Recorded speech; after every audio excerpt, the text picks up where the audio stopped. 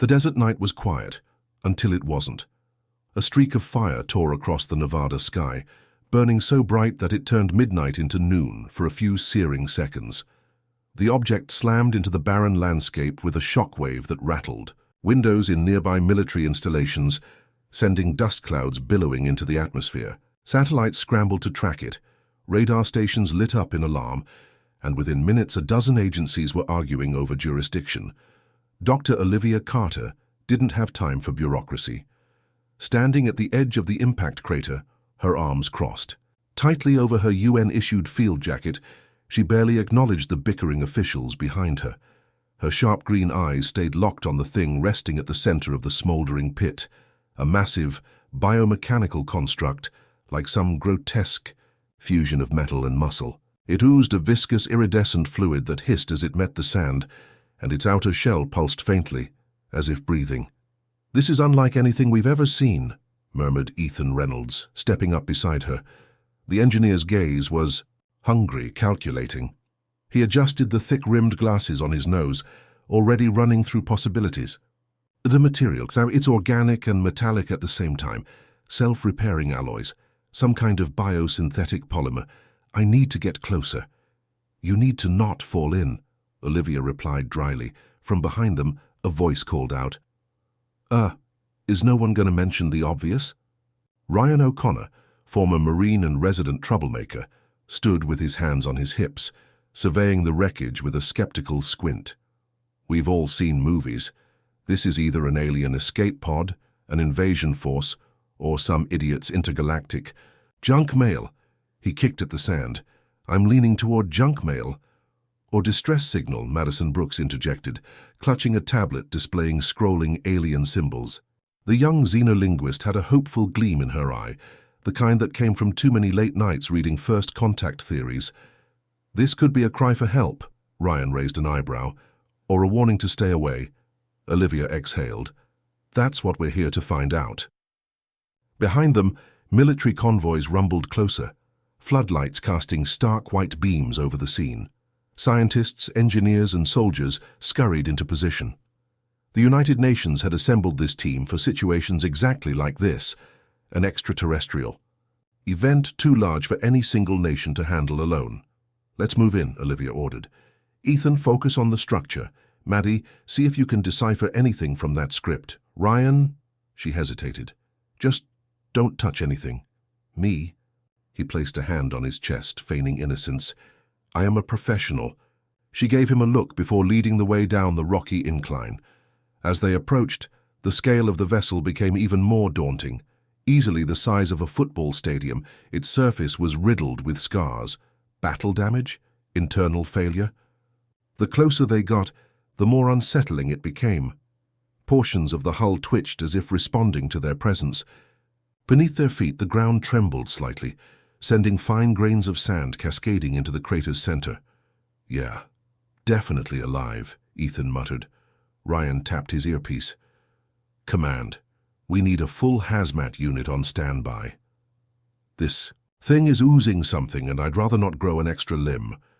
Olivia was only half listening. She had noticed something, an opening partially concealed by a collapsed section of the hull, a fissure wide enough for a person to squeeze through. She turned to Maddie. "You're the language expert. What do you make of this?" Maddie crouched beside the entrance, running her fingers over the alien script etched into the walls. Her brows knit together in concentration. "It's strange. The patterns don't match any of the few extraterrestrial signals we've previously detected, but the syntax, it feels urgent." She bit her lip. "Not a warning, more like a plea?" Ethan knelt beside her. "So, someone inside wanted out?" Ryan clicked his tongue. "Or something wanted in." Before Olivia could respond, a sound shuddered through the air. A deep, reverberating groan that wasn't mechanical, wasn't entirely organic. It came from within the ship. Everyone froze. Maddie swallowed hard. "We're not alone." Ethan shot Olivia a glance. "Orders?" She hesitated, weighing the risk against the need for information. Finally, she exhaled. "We're going in." And with that, they stepped into the unknown. The interior of the alien vessel was nothing like the team expected. The walls pulsed with a faint bioluminescent glow, shifting colors in slow, hypnotic waves. The air was thick, humid, and carried a scent somewhere between scorched metal and wet earth. Organic cables snaked along the floor, occasionally twitching as if sensing their presence.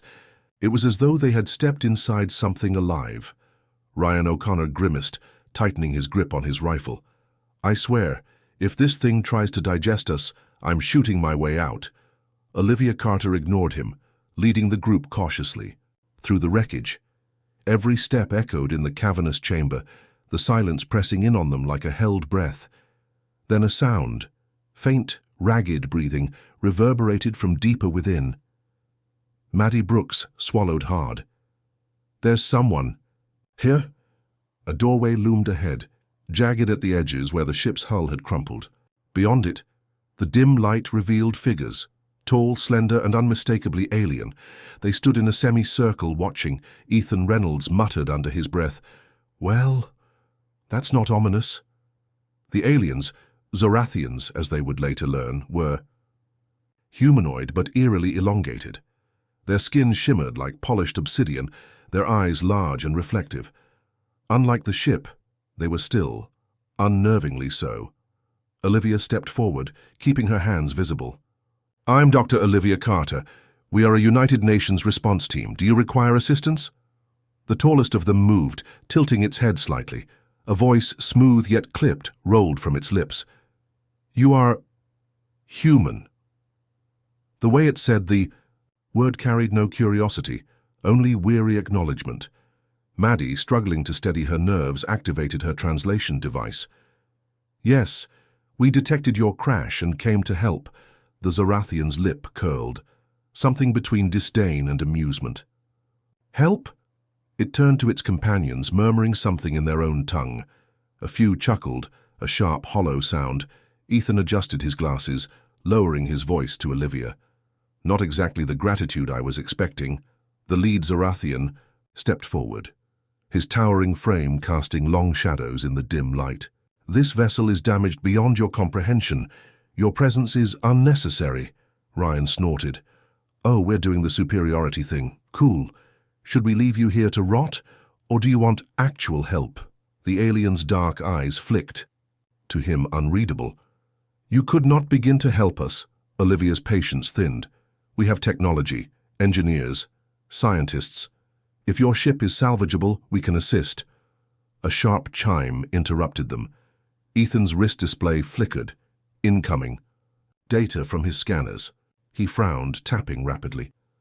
Guys, this ship's core is unstable. And by unstable, I mean potentially explosive unstable." The room tensed. The Zorathian leader exhaled sharply, turning to his crew.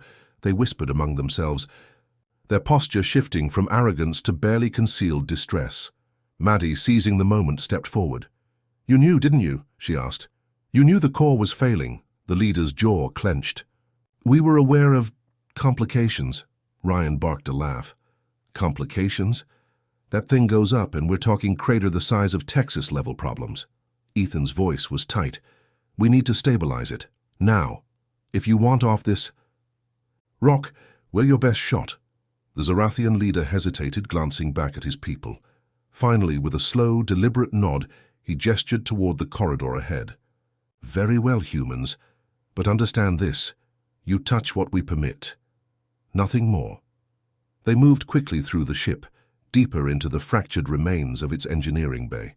The damage was worse here, jagged tears in the walls exposed, glowing conduits flickering erratically. The air crackled with unstable energy. At the heart of it all, the core, a swirling, pulsing mass of blue-white energy thrumming like a heartbeat. Ethan stopped short, muttering, "That's bad. That's really bad." Olivia turned to the Zorathian leader. "What happened?" His gaze was unreadable. "Battle damage." Ryan folded his arms.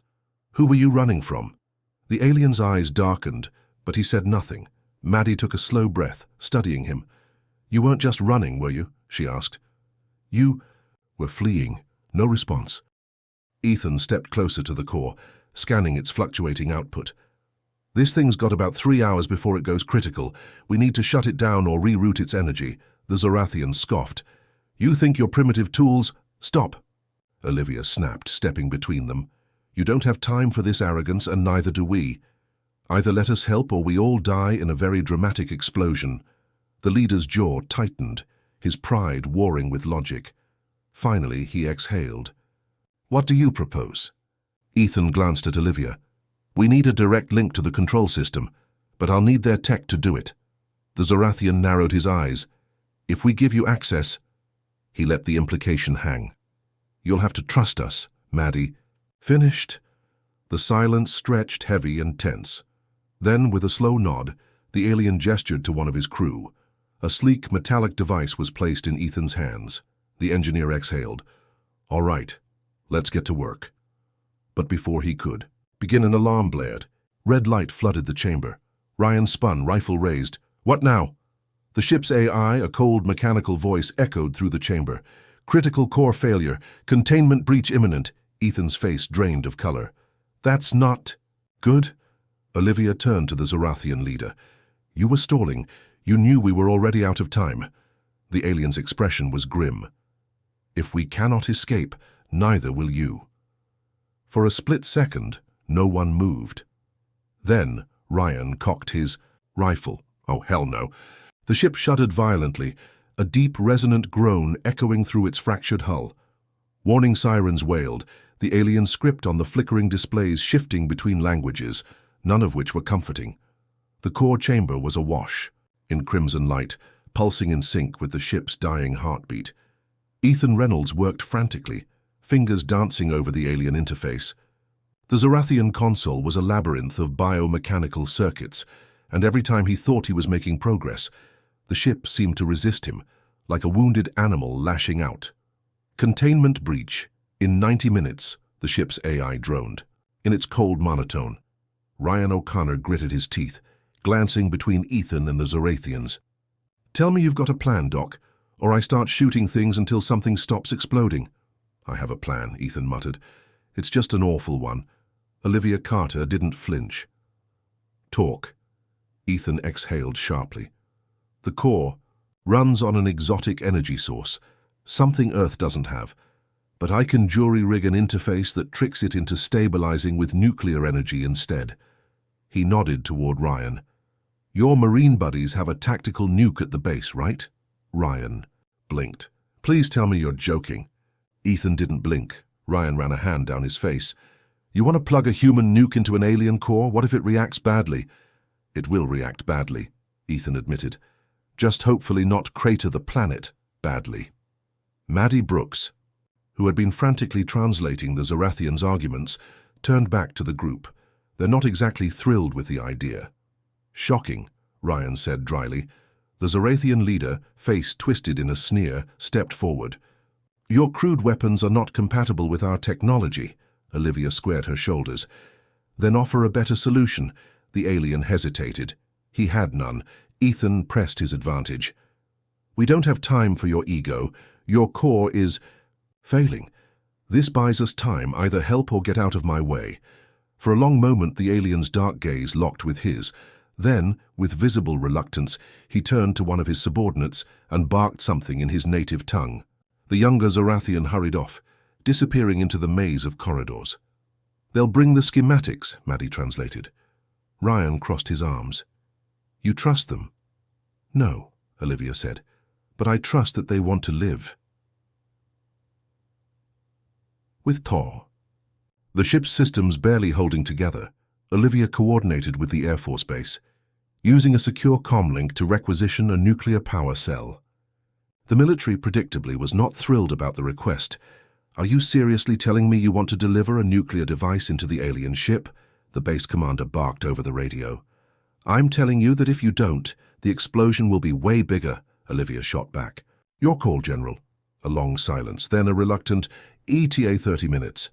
Meanwhile, Ethan and Maddie combed through the newly provided schematics. The alien power system was maddeningly complex, but the fundamentals, energy regulation, containment fields, heat dissipation, were concepts they understood. I can rig an interface, Ethan said, his mind already working through possible configurations. But someone needs to install it inside the core chamber. Ryan cracked his knuckles. I'm guessing it's a fun, high-radiation kind of place? The absolute worst. Great. Ryan rolled his shoulders. I'll do it. Olivia frowned. You sure? Look, if I die, tell my mom I went out in a blaze of glory. He smirked. Also, make sure my funeral has an open bar. Maddie groaned. Can we not talk about your death while I'm standing right here? Ethan handed Ryan the makeshift energy interface. Once you plug this in, you'll have about 5 minutes before the core recalibrates. If you do it wrong, Ryan grinned. Kaboom? Biggest kaboom. Ryan gave him a mock salute. No pressure, huh? The nuclear power cell arrived, escorted by heavily armed soldiers who looked ready to shoot anything that so much as twitched.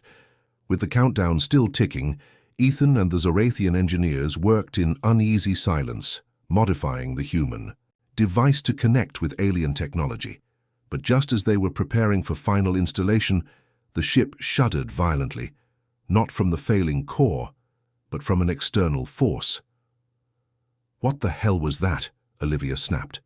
Maddie paled, pointing at a monitor. Oh, no, no, no, no.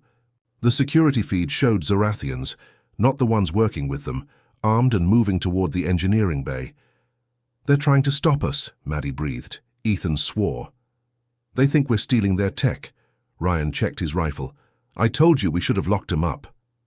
The leader of the Zorathians hissed in frustration. They are fools, he muttered. They believe you will take our ship for yourselves.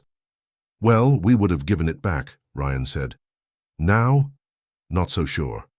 A blast rocked the corridor. Outside, the rogue Zorathians were trying to breach the chamber. Olivia clenched her jaw. We're out of time. Ethan, finish the interface. Ryan, install it. Maddie, get us a way out of here. Maddie's fingers flew across the controls, locking doors, rerouting access, anything to slow down the incoming hostiles. Ryan grabbed the modified power cell and sprinted toward the core chamber. As soon as the doors sealed behind him, the heat hit him like a wall, searing, suffocating. The core loomed ahead, a pulsing maelstrom of unstable energy. He took a breath. All right, big guy. Let's do this. Outside the chamber, Olivia and Ethan braced against another impact. The rogue Zorathians were close. Too close. Ryan, talk to me, Olivia barked into her radio. Inside the chamber, Ryan was sweating buckets, the energy interference making. His comm crackled. He gritted his teeth, steadying his hands as he aligned the device with the core's containment field. Almost there, the security doors exploded. Rogue Zorathians stormed in, weapons raised. Ethan grabbed a wrench, the closest thing to a weapon, and raised it defensively. Oh, this is so not my job description. Maddie hit the last security override. I can shut the doors, but Ryan's still inside. Olivia made the call. Do it. The blast doors slammed shut, sealing Ryan in with the core. His voice crackled over the radio. Guys. Another tremor. The core surged. Ethan's heart sank. We're out of time. The core chamber roared with volatile energy, blinding arcs of plasma licking at the walls. Ryan O'Connor stood at the edge of the containment field, his breath shallow beneath the crushing heat. The modified power cell in his hands was humming, primed for installation. On the other side of the reinforced doors, Olivia Carter's voice crackled through his earpiece. Ryan, what's your status? Ah, well, he said, glancing at the sparking machinery. I'd rate this a solid oh crap situation. We're working on opening the doors. Ethan Reynolds' voice cut in. But you need to get that interface installed now. The energy fluctuations are reaching critical. Ryan wiped sweat from his brow, gripping the cell tightly. Copy that. Plugging in the doohickey now. He advanced toward the core's terminal, carefully maneuvering through the tangle of alien cables and glowing conduits. The field pulsed dangerously, its energy surging against the failing stabilizers. Ryan reached the designated slot, aligned. The cell and the ground shook beneath him. The entire ship groaned, and suddenly every screen in the chamber flared with alien script. The warning klaxons shifted in pitch. This wasn't just a containment breach, something else had changed. Guys, Ryan muttered, what the hell did you just do? Nothing, Ethan said, his voice alarmed. Someone else did. Outside, Olivia and Maddie Brooks braced against a violent lurch as the ship's emergency systems flared to life. A dozen security monitors flickered with unreadable warnings. One of them showed movement, Zorathians, the rogue faction, swarming toward the bridge. Maddie's face paled. They're overriding the ship's AI. Olivia's mind raced. They're trying to take control, Ethan cursed. They must have realized we could fix the ship. If they take over the AI, they'll lock us out, and they decide what happens. Next, Olivia turned to the Zorathian leader, the one who had reluctantly agreed to help. His expression was grim, his mandibles twitching with frustration. "Your people are about to doom us all," she said coldly. The alien's voice was like grinding stone. "They do not see humans as allies. They believe we should reclaim the ship at any cost." Ryan's voice came over the comms. "Little busy here, but should I be worried?" "Very," Maddie replied. "They're taking over the ship's systems. If they think they're losing control, they might—" A deafening explosion rocked the corridor. The reinforced doors buckled. Ryan barely had time to register the blast before his interface shorted out in a violent burst of sparks. He stumbled back, shielding his face. The containment field flickered, then began collapsing. "Ethan," Ryan shouted, "something just fried the converter. I see it." Ethan's hands flew over the alien console, but the readouts were turning into incomprehensible gibberish. "Damn it! The AI is scrambling the system. If we don't reboot it, we lose the core and this ship." Olivia clenched her jaw. "Then we get to the bridge. Now." Blasting their way through the corridors was not the plan, but the rogue Zorathians had left them no choice.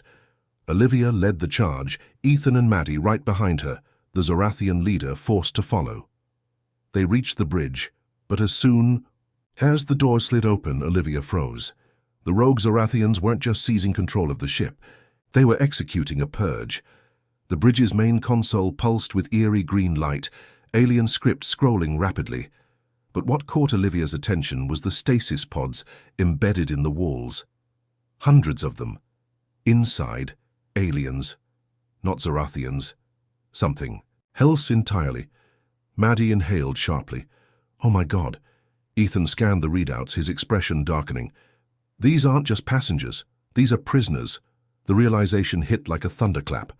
The rogue Zorathians weren't trying to escape a war. They weren't just trying to reclaim their ship. They were hiding evidence.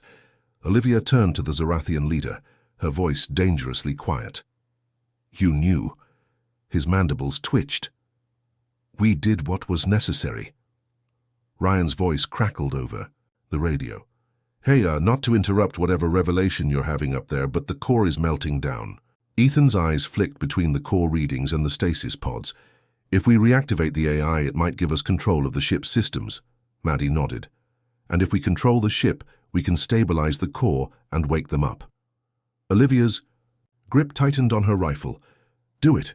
The Zorathian leader stepped in front of Ethan. "You will not release them." Olivia didn't hesitate. She pressed her pistol against his temple. "Move." A long, tense moment, then with slow, reluctant movements, the Zorathian leader stepped aside. Ethan wasted no time. His fingers flew over the console, bypassing the rogue Zorathians' lockdown. The ship trembled as the AI system rebooted, flickering from green to blue. The main screen shifted, alien script dissolving into recognizable symbols. And then, a voice. "System online. Reinstating primary." "Control!" The entire ship shuddered.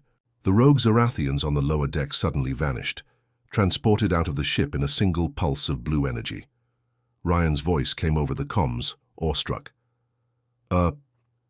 Did you guys just delete the bad guys?" Ethan grinned. "More like, ejected them into the desert." "Neat," Ryan muttered. "Still about to die down here, though." Olivia turned to Maddie. "Get the stasis pods open, now." Maddie nodded and keyed in the command. The bridge filled with a low mechanical hiss as the pods slowly slid open. Inside, the beings began to stir, some weak, some confused, but all very much alive. One, taller than the rest, stepped forward, eyes meeting Olivia's. A voice, heavily accented but understandable, escaped its lips. "You are not like the others," Olivia exhaled. "No, we're not." The ship was stabilizing, but time was still against them. Ryan's voice came through, urgent. "Core's at critical. I need a green light on this fix now." Ethan looked at Olivia. "We have two options. One, we finish the repairs and let the Zorathians take the ship. Or two, we take the ship and ensure this technology never falls into the wrong hands again." Maddie glanced at the freed prisoners. "We have allies now." Olivia's grip on her weapon tightened. It was a choice that would shape humanity's future, and they had seconds to make it. The starship groaned under the strain of its unstable core, its massive structure trembling like a wounded beast. Warning klaxons howled through the corridors, a mechanical death knell that reverberated through the ship's frame. The air smelled of scorched metal and ozone. In the bridge, Olivia Carter locked eyes with Ethan Reynolds. "We don't have time for debate," she said. "The core's minutes from collapse." Ethan's fingers danced across the alien console. "If we reroute power to the backup stabilizers, we might be able to buy time." Maddie Brooks was already at the secondary controls, her hands a blur as she worked. "That's a big might." "Ethan," Ryan O'Connor's voice crackled over the comms. "I hate to be the bearer of really bad news, but we're officially out of time. That core's cooking hotter than my grandma's Thanksgiving turkey, and I do not want to be here when it blows." Olivia exhaled sharply. The situation had spiraled into chaos. The Zorathians, those arrogant, duplicitous aliens, had been ejected into the Nevada desert, their coup against the ship's AI failing spectacularly. But the damage they'd caused was already done. And now, in the midst of it all, the real secret of this ship had been uncovered. The stasis pods lining the bridge, hundreds of them, held members of a species enslaved by the Zorathians. They were waking, blinking groggily at their surroundings, their elongated features marked with confusion and fear. One of them, taller than the rest, stepped forward. Their skin was a smooth silver blue, their eyes a deep, knowing black. "The ship," they rasped in accented English, their voice eerily melodic. "It is dying." "Yeah, we noticed," Olivia muttered. The alien turned to the main console, their elongated fingers sweeping across the controls with practiced ease. The interface responded instantly, glyphs rearranging into coherent displays. Maddie's eyes widened. "They know how to fly this thing." Ethan leaned in, realization dawning. "Of course they do. It was their ship before the Zorathians stole it." The alien's gaze darkened. "Before they slaughtered my people and shackled the rest." Ryan's voice buzzed over the radio again. I hate to interrupt your history lesson, but if we're not dead in the next 60 seconds, I'd call that a win." Olivia weighed their options. 1. They stabilized the core just long enough for the Zorathians to take control again. 2. They seized the ship entirely. There was no real choice. "We're keeping the ship," Olivia said. The silver-blue alien studied her. "Even knowing what it will mean for your people." "We'll figure it out," she said firmly. "But first we save everyone on board, including you." The alien's lips curled, the ghost of a smile. "Then let me show you the true controls." The bridge shifted. The once incomprehensible Zorathian interface flickered and morphed beneath the alien's touch. What had been a labyrinth of foreign symbols was suddenly clear. Maddie sucked in a breath. "It's like the ship was waiting for them." "It was," the alien confirmed. "We built it, and now we reclaim it." They pointed to the central console. "Your engineer must reroute auxiliary power to the stabilizers manually. The automated system is locked." Ethan turned to Olivia. "That means Ryan." Olivia was already on it. "Ryan, we need a manual override on the stabilizers. Get to the primary engineering bay, now." Static filled the line for a moment, then, "Engineering bay? Oh, you mean the one on fire?" Ryan's voice was high with forced humor. "Sure, let me just grab my asbestos suit." "Ryan," Olivia snapped, a sigh. Yeah, I'm on it. But if I die, someone's naming a star after me." The line went dead. Ethan swore under his breath. He's going to have to climb through half-melted conduits to reach that panel. Olivia turned back to the silver-blue alien. "We do our part. It's up here. Make sure he doesn't die for nothing." The alien's hands flew over the controls, ship-wide systems flickering in response. "You have my word." Ryan O'Connor sprinted through the smoke-choked corridors, his boots slipping on the smooth alien flooring. The engineering bay was a mess, collapsed struts, sparking conduits, the acrid stink of something very radioactive in the air. Ahead, the stabilizer interface glowed faintly, its circuits flickering like a dying heartbeat. Ryan reached the console, coughing. All right, let's see what kind of hell puzzle I'm dealing with. The screen displayed unfamiliar glyphs, but after hours of exposure to Zorathian tech, he was starting to feel the logic behind it. One conduit rerouted here, another bypassed there. He yanked open a maintenance panel, exposing a tangle of glowing cables. The heat was unbearable, sweat dripping down his back. His hands worked fast, fingers flying as he rewired the system. A shudder ran through the ship. Then, the E. Klaxons stopped. Ryan exhaled. "Oh, that's either really good or really bad," Olivia's voice came through the comm. "Core readings are stabilizing. You did it." Ryan grinned, slumping against the console. "Oh, thank God. I really thought I was about to meet my ancestors." Then a new sound filled the ship, a deep, rhythmic thrum. Ryan frowned. Guys?" On the bridge, the silver-blue alien's eyes widened. "The ship," they murmured. "It's waking up." The ship's lighting shifted. What had been a sterile artificial glow became something organic, pulsing gently, like a massive, slumbering beast rousing from a long sleep. Ethan stared at the readouts. "I don't think this is just a ship." Maddie pointed at a holographic schematic. "That looks like the brain," Olivia finished, her voice hushed. The silver-blue alien stepped forward, reverence in their gaze. This vessel was never meant to be a war machine. They turned to Olivia, their black eyes reflecting the pulsing light. "It is a living starship." The weight of that revelation settled over the crew. They had seized control of something, beyond their understanding, something ancient, something aware, and now it was looking back at them. The ship breathed. A deep rhythmic pulse resonated through the corridors, like the heartbeat of a leviathan stirring from an eon-long slumber.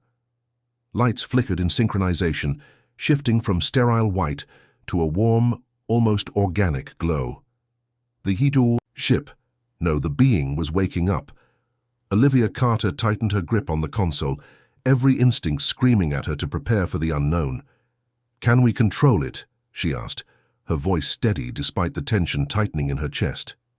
Tio, silver-blue alien, their black eyes reflecting the pulsing glow, exhaled slowly. "Oh, you do not control a living starship. You speak to it. Convince it." Ethan Reynolds looked up from the interface. "And if it doesn't like what we have to say?" The alien didn't answer. They didn't have to. A low hum filled the bridge, and suddenly the ship spoke. Not in words, not in sound, but in a flood of emotions, thoughts, memories. Olivia gasped as visions rushed through her mind, images of starlit journeys, of a species thriving in harmony with their vessel, of peace. Then came fire, metal restraints, screams. The Zorathians had taken the ship, twisted it, enslaved it, just as they had its crew. The pain radiating from the ship was not just mechanical, it was personal. Maddie Brooks stumbled back, blinking rapidly. "Okay, that was not normal." Ryan O'Connor's voice crackled over the comm. "Did anybody else just get hit with an emotional gut punch, or am I finally losing my mind?" Olivia straightened. "We felt it. The ship isn't just alive, it remembers." Ethan's fingers flew over the console. "Good news? We've stabilized." The core. "Bad news, the ship is angry." The silver-blue alien stepped forward, placing their hands on the console. Their voice was calm but urgent. "Then let us remind it who its true allies are." A vibration rolled through the ship. Not an attack, not instability. It was alignment. The vessel was listening, watching, judging. Olivia inhaled. "Listen." "To me," she said, voice firm. "We're not like them, the ones who took you, who hurt you. We fought them. We freed your crew, and now we're giving you a choice." She hesitated, then added, "Something they never did." The ship pulsed again, slower this time. Considering the alien beside her, one of the ship's true caretakers, spoke in a language that sounded like wind over water. The ship responded with a series of gentle flickers, a conversation centuries overdue. Finally, the console shifted beneath Olivia's hands. New symbols emerged, clear and understandable. Maddie gasped. "It's giving us access." Ethan grinned. "I think it likes us," Ryan's voice chimed in. Yeah, that's great. But can we please make sure we don't get vaporized?" "Before we celebrate," Olivia nodded. "Let's finish this." On the desert floor below, the Zorathians were scrambling. The towering ship, once crippled and inert, was now a beacon of light and energy, an unmistakable declaration of its return to power, a transmission cut across all frequencies, a voice, not human, not alien, but both. The ship itself speaking. "For the first time in centuries, you are no longer welcome here." And with that, the Zorathian stolen weapon systems deactivated, their escape craft locked down, their power gone. Panic rippled through their ranks. These once mighty warlords, these self-proclaimed conquerors, were reduced to terrified fugitives under the watchful gaze of the very vessel they had enslaved. Ryan, watching from a viewport, let out a low whistle.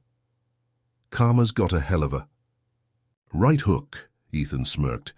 "Hope they enjoy their stay in the Nevada desert. Not much empire building to do out there." Olivia turned to the silver-blue alien. "What happens now?"